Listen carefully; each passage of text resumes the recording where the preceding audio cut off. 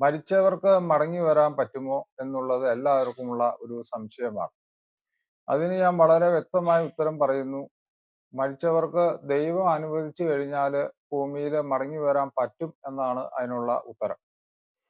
ഇത് ഞാൻ ബൈബിളിൽ നിന്ന് വ്യക്തമാക്കാം.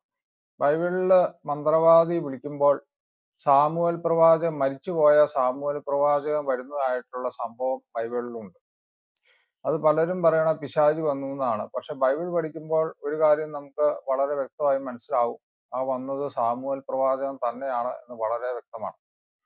അതുപോലെ തന്നെ നമ്മുടെ കർത്താവ് താബോർ മലയിൽ രൂപാന്തരപ്പെടുമ്പോൾ വർഷങ്ങൾക്ക് മുമ്പ് മരിച്ചുപോയ മോശയും ഏലിയായും വരുന്നതായിട്ട് കാണുന്നുണ്ട്. അവർ വ്യക്തമായിട്ട് അവിടെ പ്രത്യക്ഷപ്പെട്ടു നിന്നു.